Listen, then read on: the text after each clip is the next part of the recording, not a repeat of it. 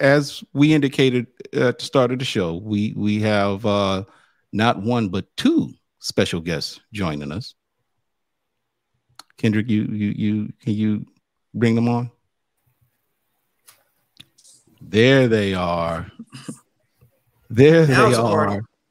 Let me get my which they now's the party. So look, for those of you who will be watching the Celebration Bowl this weekend, you are in for a treat.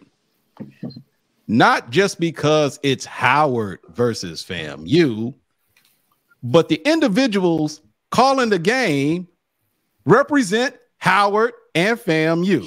Ladies and gentlemen, our special guest, Tiffany Greene, Jay Walker. Thank you so much, lady and gentlemen, for joining us. I know it was short notice, but welcome to the show. Glad to be here. And can you answer one question for me? And I argue with Tiff about this all the time. We got 4 votes here. 4 votes. I need by show of hands, how many of y'all agree that Howard University is America's black college? Oh, really? On an island by yourself. You set yourself up for that one. You didn't even. Okay. Everybody don't like Howard. Wait, no. Hold up. Jay. Now, look. Now, there are layers to that question. Now, I mean, look, you got people here representing Jackson State. You got people here representing FAMU. You got people representing Howard, Grambling, Delaware State, Bowie State. So, I mean, it depends. You got to put it in perspective. So, I mean. It was an honest question. What is America's HBCU? I mean, that's, and the people, you either answer that question truthfully or you're a hater. That's how we feel about it. Let me just say, or you have drank so much Kool-Aid that you were just drunk off this Howard juice, because only you and Howard folks sit there and say that. Meanwhile, everybody else at their respective HBCUs claim that their HBCU is the HBCU. So let me just claim to be America's HBCU. Give me another school that can claim it, and then I'll shut up. Well, I can tell you, Hampton may stake claim to that. Okay, Morehouse, Spelman will stake claim to that as well. So there are others out there. How y'all doing, fellas? Good to see you. Get on the 6 minutes. That's what he does. He just likes to stir the pot. He just likes to stir the pot immediately. Well, look, that's a conversation for another day, because we can go all night if we want to really debate the merits of that conversation. But I get it, Jay. I get it. It's coming from in your case, a sincere place. I'm sure you meant that as an honest question. It's just, unfortunately, we can give you an honest answer. You just may not necessarily like the answer. So Jay, I'll start with you. Speaking as a Howard man, and obviously with Howard making its first appearance in the Celebration Bowl, and I know you've probably gotten this question a lot, and I'm sure it'll probably be asked of you again, but I am curious to know exactly now, since it was known that Howard was going to be representing the MEAC in this game, and that's been some time ago, what has been the overall atmosphere with respect to the Bison preparing for this game? Because Howard, you and Tiffany are going to coexist in that booth together. I will say that, but when we look at the football aspect of it, I think the guys at Howard are prepared for it. This group has been through everything, in terms of they can play with anybody. They should have beat Northwestern. Then they let that game get off the hook. They should have beat Hampton. They let that game get off the hook, and they finally put together in a great performance versus North Carolina Central. So I think for them, they got to realize we can play with anybody. What do we have to do to make sure we go down to Atlanta and get that victory? And I think there's a certain calm about it. And give credit to head coach Larry Scott, the way he's able to block out some of the noise, and they persevere, and they've got one game to go. Tiffany, what has been the reaction on with FAMU and the Rattlers now that they're representing the SWAC going into this game? FAMU folks have been on 10.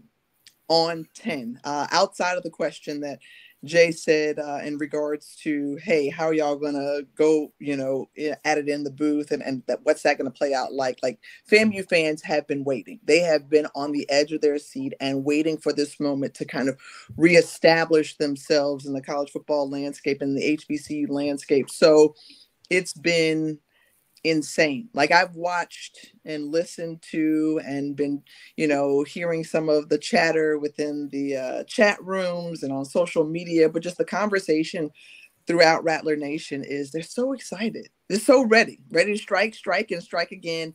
And finally now in a position to do that. And I think Willie Simmons has set out this goal since day one and said, hey, look, we are going to return to the days of Rudy Hubbard, Jake Gaither, and so many others, Ken Riley, who saw success there.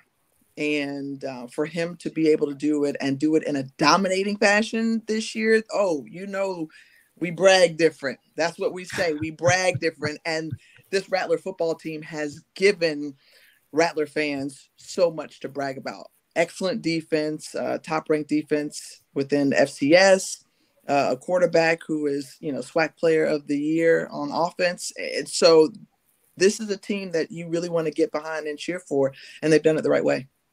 Okay. One more question, and then I'll let the other guys get a question in. Now, this is going to be what I believe like the 8th iteration of this bowl game. And the SWAC has only managed to win one game so far. Now, depending on which side of the fence you're on, there are a lot of people, and I'm not going to say that's an excuse, but there are some folks on the SWAC side who would say that the reason why the MEAC has been able to benefit in the ways that they have in terms of winning this game is because they've had more time to plan or prepare for it. What do either of you say to that particular argument? And is there some validity to it?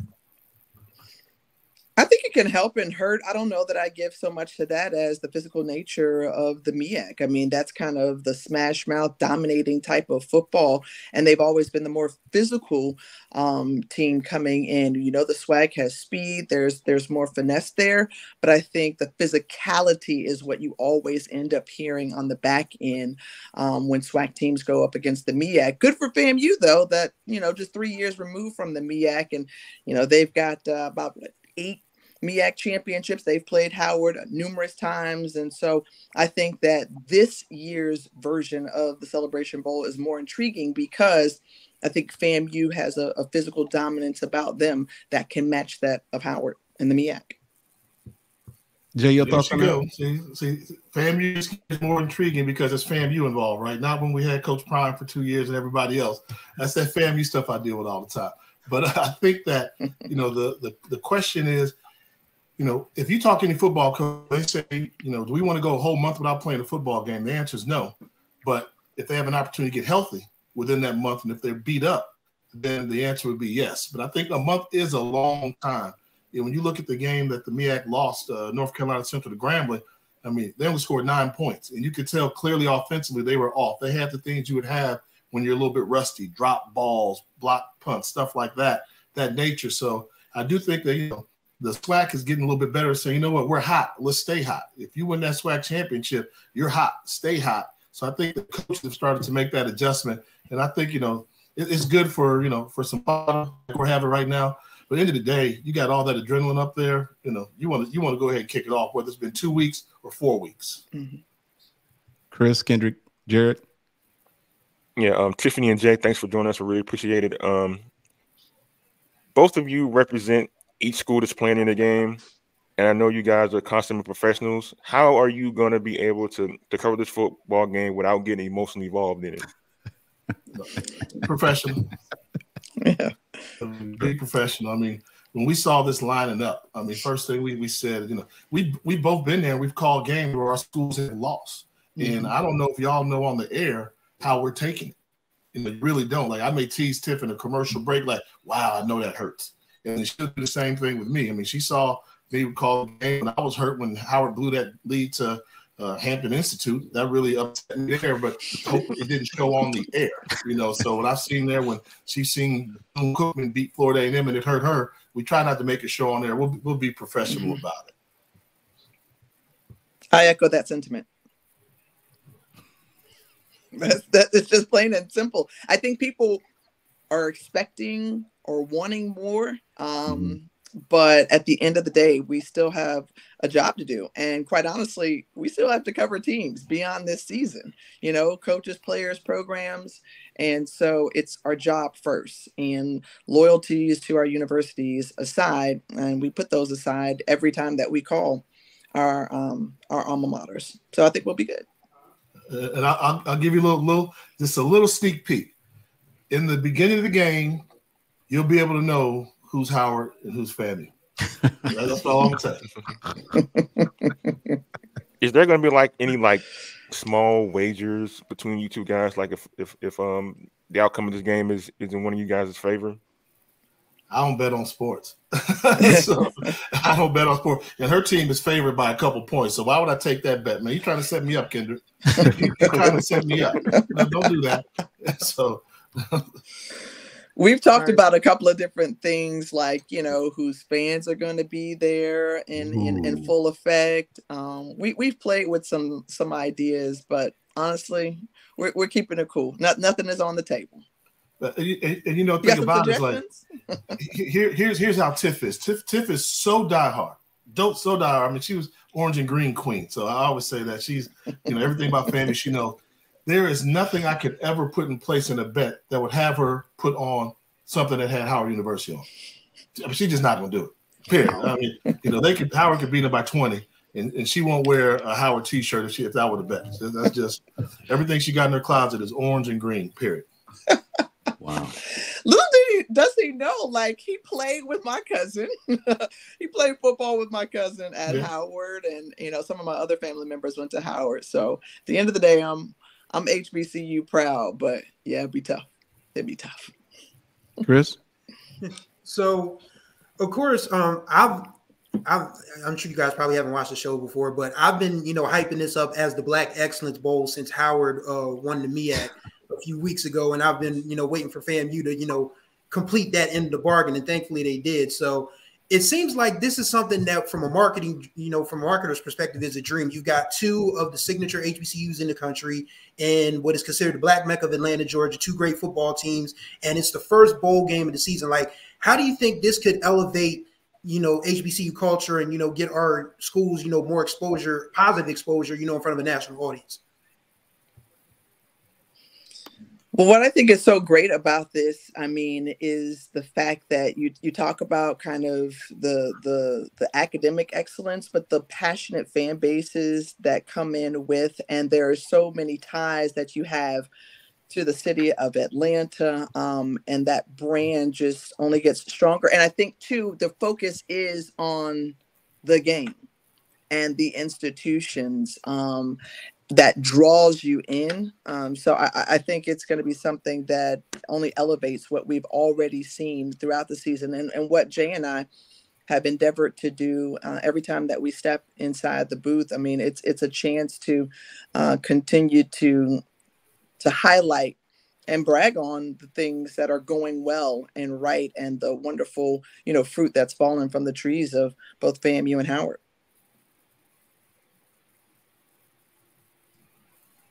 Gary, did you have a question?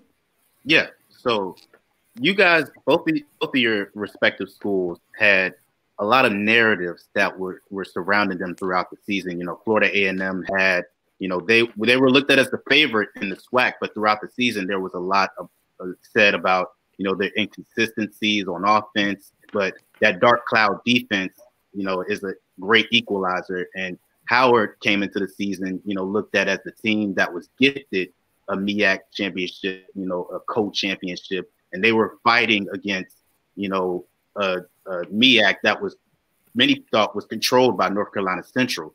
When you look through each team's progression, each of your respective schools' progression throughout the season, how much do you think those narratives weighed on, you know, the results of how their seasons played out? I'm gonna say, you know, for Howard, I mean, that game was marked on the schedule when they were playing North Carolina Central. I mean, Central made it clear, and I don't blame Central for that, saying, hey, we're the champions. What was this co-champion stuff about in the co-ring? So Howard did not like that from day one. From the time we were at the media day, they had that game circled in, and I give Central a lot of credit. They had a lot of distractions going on. It's hard to repeat. But at the end of the day, I mean, Howard took care of business. And that's the team that I'm thinking about when I think of Howard University. Like, if they're focused and they're on a mission, they can beat anybody. They can play anybody. And that's going to be what they have to do versus Florida A&M. So my biggest credit I can give the Bison of this year was they knew that game was coming up. Both teams knew it was on the schedule, and they went out there and absolutely dominated one of the best teams in FCS football as well as HBCU national champs.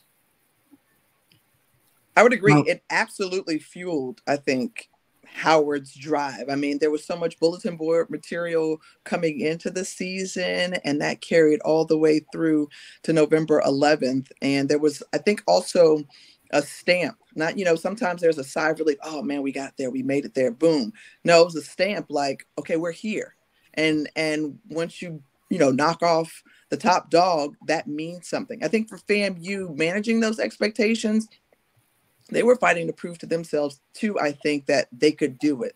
And to be in the lead instead of a trail position, trying to play catch up to was something that I think Willie Simmons did a good job of trying to balance, because that's really challenging. And I think, too, they were early on kind of fighting against themselves, right? Trying to, I don't know if they were taking people for granted, or maybe when their backs were against the wall, they seemed to play better when they were down or having to fight a little bit differently. And I think that has shifted this season, later in the season, to see, okay, now this is a team that feels confident and, learns to be more assertive.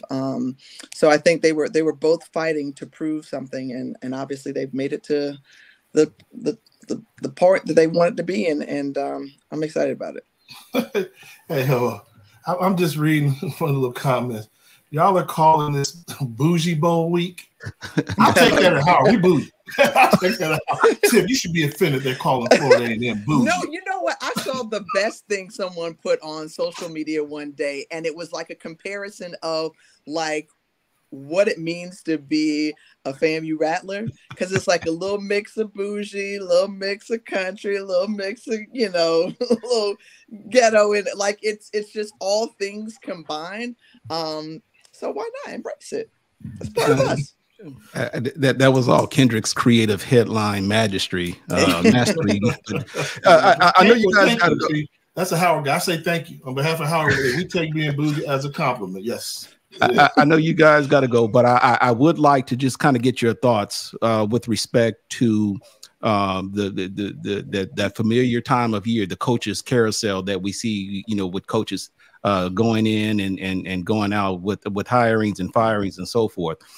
With respect to the latest news with Shennis Berry being named the new head coach at South Carolina State, and that we still have, so-called blue blood institutions in Southern and Grambling still looking for head coaches. What do you guys say to the current landscape right now with respect to coaches who are, or even programs that are still looking for their next head coach? Let's start off with South Carolina State. What are your thoughts about Shennis Berry replacing or getting in the footsteps of Buddy Pugh at South Carolina State?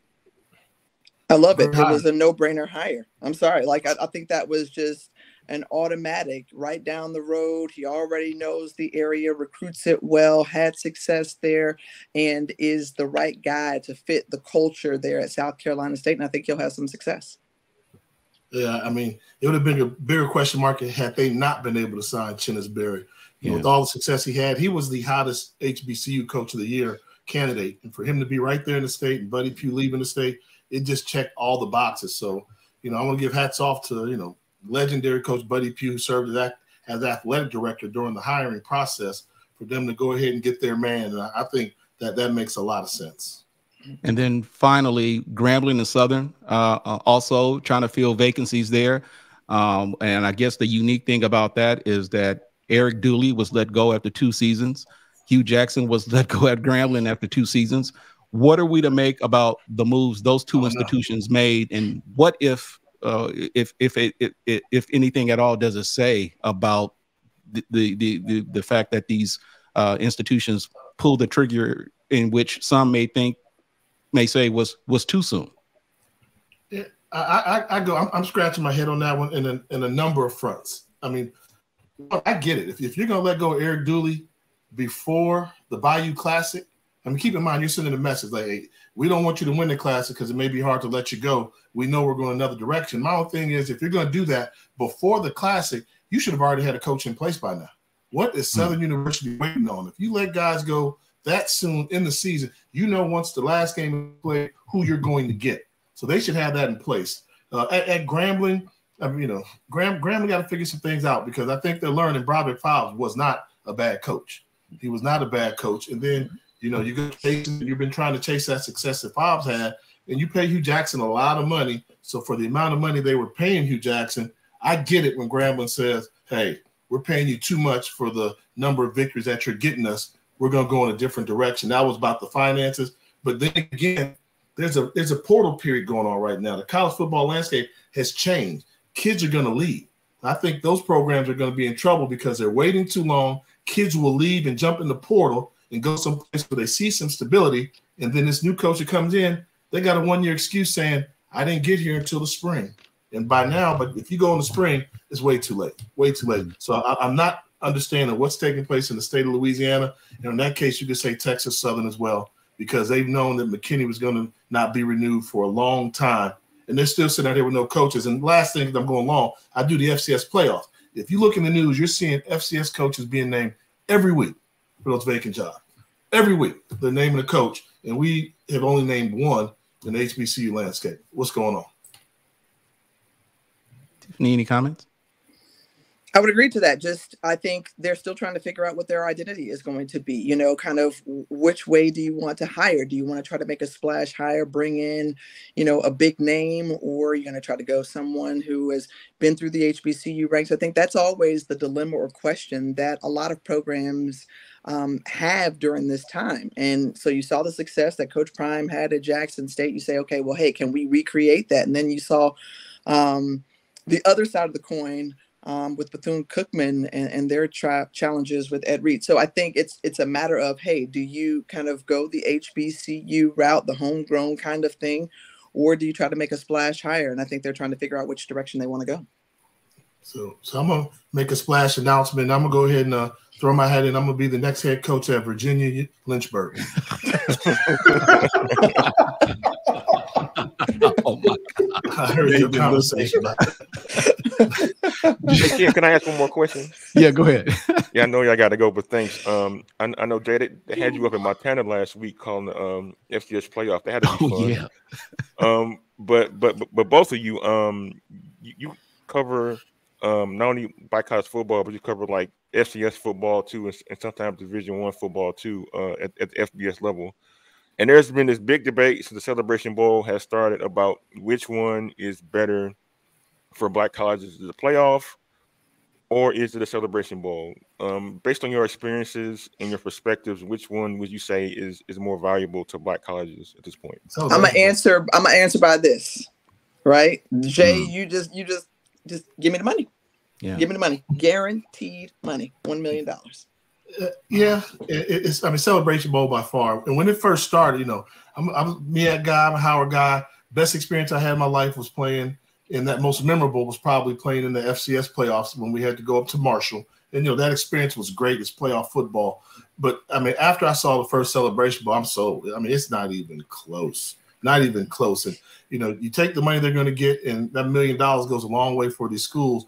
But that's $1 million worth of advertising that you're getting. Your school profile is on ABC. The FCS playoffs, you don't see the championship game on ABC. That comes on ESPN. So that lets you know that. No knock on that. But this Celebration Bowl is special. It's really special. It's conference versus conference. MEAC versus the SWAC. And the playoffs does that too a little bit. We all want a Central to go make a good run in the playoffs. But this Celebration Bowl, it's MEAC versus SWAC, the publicity that you do, the growth that comes along with it. It's not even close. Not even close. That is the 2023 Cricket Celebration Bowl coming on this Saturday, noon Eastern kickoff. Tiffany Greene, Jay Walker, thank you for taking a few minutes to talk to us. Best of wishes, best of luck on the call on Saturday. And again, thank you for taking a few minutes to talk to us. That's what's up. Appreciate what you do. Thank you. Appreciate y'all.